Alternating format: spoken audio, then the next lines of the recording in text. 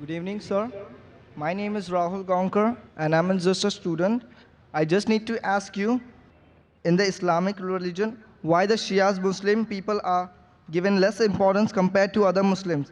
I have also heard one of my Muslim friends that they are not even allowed to drink water from a Shia family, not even a water, okay? Means I just need to ask, it is also said that in Iraq there was a Saddam Hussein has done, he has spread a chemical gas, he has done a cruelism on Shia's people, as compared to Hitler has done on Jewish people in the Second World War. So don't you think it's an injustice? I also need to know that what exactly the Shia's people has done a mistake in the Islamic religion before. So still they're suffering right now these days. The brother asked the question that why are Shias considered inferior and what mistake they have done, why Saddam Hussein killed them like Hitler has killed Germany with chemical weapons, etc. Brother, in Islam there is no Shia Sunni. There is no Shia Sunni in Islam. I'll give the answer. I'll give the answer and then you're most welcome. In Islam there is no Shia Sunni. What Quran says in Surah Al-Imran chapter 3 verse number 103, وَاتَصِمُوا بِحَبْلِ اللَّهِ جَمِيعًا وَلَا تَفَرَّقُوا. Hold to the rope of Allah strongly and be not divided. We have to hold to the rope of Allah, the Quran, and the teachings of the Prophet, the Sahih Hadith. If you hold to them, then you're a true Muslim. There is no Shia Sunni in Islam, and there's no sect in Islam. The Quran says in Surah Anam, chapter number 6, verse number 159, O Prophet, anyone who makes division, who makes sects in the religion of Islam, you have nothing to do with him. Allah will look after their affairs on the day of judgment. And our beloved Prophet Muhammad said that there will be 73 sects in Muslim. Out of that, only one will go to Jannah. The Sahabas asked, which one? Those who follow me and my Sahabas. Those who follow Quran and the authentic teachings of the Prophet. So, the Quran says, don't make sects. Our Prophet said, even though the Quran says, there will be some people who will make sects. How many? 73. The one who will be on the true path is one who doesn't make sects. So anyone who calls himself anything besides Muslims, the word is Muslim. Muslim means a person who submits his will to God. What was the Prophet? Was he Shia? Was he Sunni? What was he? He was Muslim. And the answer I gave to the earlier sister of Surah Al-Imran, chapter 3, verse 64, it says, فَقُلُوا شَهَدُوا بِأَنَّا مُسْلِمُونَ. We bear witness that we are Muslim. If you want to judge whether the Muslim is right or wrong, what you do? You check with the Quran. Let him call himself Muhammad, ذاکر, Sultan, Abdullah, no problem. You check it up if he's following the Quran and the authentic teachings of the Prophet. Bukhari, Muslim, authentic teaching, he's a true Muslim. If he goes against the true teachings of the Prophet, the Sahih Hadith of Bukhari, Muslim and all the other Sahih Hadith, and goes against the Quran, he's not a true Muslim. A true Muslim is a person who follows the Quran and the authentic teachings of the Prophet Muhammad Sallallahu Alaihi Wasallam. So when you come to know, let him call himself anything. If he does not follow the Quran and does not follow the authentic teaching of the Prophet, he is not a true Muslim. Regarding the second part of the question, Saddam Hussein. Saddam Hussein is not there in the question. It is in the question, na? Saddam Hussein. Saddam Hussein killed Shias.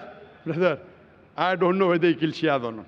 The media says. But whether it be Saddam Hussein, whether it be Hitler, whether it be George Bush, anyone kills any innocent human being, leave aside Shia, Sunni, even if he kills innocent Hindu, innocent Christian, innocent Jew, it is a big crime. Let it be Saddam Hussein, let it be George Bush, let it be Hitler. Anyone who kills any innocent human being, whether Muslim or non-Muslim, whether it be Hindu, whether it be Christian, whether it be Jew, anyone kills any other innocent human being. If he's done it, it's a sin, it is prohibited. I am not here to protect anyone.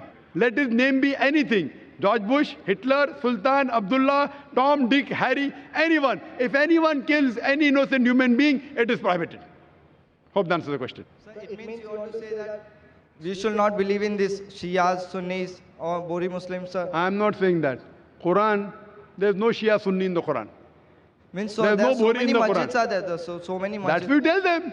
You ask them, where is the word Shia mentioned in the Quran? Ask him, where is Bori mentioned in the Quran? Sir, my college is there, in Bandra, sir. I'm studying. So these people are not following. What you have to do, ask them. Are they following the teachings of Muhammad sallallahu alaihi wasallam? Are they following the teachings of Allah subhanahu wa ta'ala? Allah says in the Quran, in Surah An'am, chapter 6, verse number 159. Anyone who makes sects, divisions in Islam, you have nothing to do with him. Anyone who divides the religion of Islam, it is prohibited. So if you have to be a good Muslim, you have to hold to the rope of Allah, that is the Quran. So just by calling someone Abdullah, Sultan, whatever it is, will not take you to Jannah, but following the teachings of the Creator Almighty God and following the teachings of Prophet Muhammad, peace. Brother, I would like to ask you a question. Yes. One question. You are so much bothered about Shia Sunni. I want to ask you why. So there are so many, my friends No, are no. there. Do you want to join Islam and then you're thinking what to take? So, means I'm asking you the question. Yeah. Do you want to come to Islam and you're thinking, should you join Shia or Sunni? Sir, no, No. Means You're there not are thinking so of many, sir, there are so many religions are there. Means in Islam, there are so many sections of religions. There's no section in Islam. Uh-huh. Islam, there is only one Muslim. Whoever told you did not tell you what Quran says. I'm giving you reference. So the person who told me he was a Sunni, he told me that. Let him be Sunni, let him be Shia, let him be Bhori, anyone. Tell him Quran says don't make sects. Chapter number 6, write it down. It means this Chapter is all number absurd. So it means this is all absurd. He's not following Quran. Quran says Surah An'am chapter 6 verse number 159. Note it down. The Dr. ذاکر Naik said, Surah An'am chapter 6 verse number 159, that don't make sects. What you have to do is you have to submit your will to God. Now I want to know, brother, do you want to submit your will to God?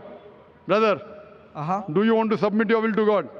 So I respect Islam, sir. I believe in No, Islam. no, fine. You respect Islam. Do you believe there's one God? Do you believe there's one God? Yes, sir, I believe in God. Do you believe idol worship is wrong? Do you believe that God has got no idols? God has no idol. Do you believe that? I don't know, sir. Do you believe in idol worship? Do you believe in idol worship? Yeah. Idol worship is right or wrong? Means to God. No. Do you believe that worshipping an idol is right or wrong? Yes. It is right or is it wrong? It's right, sir. Doing idol worship. But that's against your Vedas. Your Vedas says you should not worship anyone but one God. It's mentioned in your Yajurved, chapter 32, verse number 3. Sveta Upanishad, chapter number 4, verse number 19. Na tasir pratima asti. Of that God, there is no pratima, there is no image, there is no photograph, there is no painting, there is no idol, there is no sculpture, there is no statue. I'm asking you a question. When your Veda says God has got no image, no statue, no idol, do you yet believe in idol worship? Yes, sir. So leave aside Shia, Sunni. I'm asking you, are you following your Veda? Yes, sir. Are you following or not? Are you following? So because I'm from that religion, sir. Correct. So It I'm is not talking my about, mistake, sir. I'm born in that religion, sir. if you are brought up in that religion, I am asking you, isn't your duty to study? That's Your why I'm Vedas- researching on this subject. Therefore, I'm asking you, brother, that in your scripture Veda, Yajurved, chapter number 32, verse number 3, Sveta Upanishad, chapter number 4, verse number 19, it says, Na tasya pratima asti. It's a Sanskrit quotation, which means Almighty God has got no pratima, no image, no photograph, no painting, no sculpture, no idol, no statue. If your scripture says Almighty God has got no idol, then doing idol worship is right or wrong? Right or wrong? Such a big person to decide this, that it's a right or wrong. No, but if your scripture is saying God has got no image, no photograph, no idol, no statue, then making a statue of God is right or wrong? So my previous person means my Purvaj has done this, sir. So I cannot blame on them, sir. Sorry? My Purvaj, my previous, the Hinduism people has done this, so I cannot blame on the. I'm not asking Hindu people.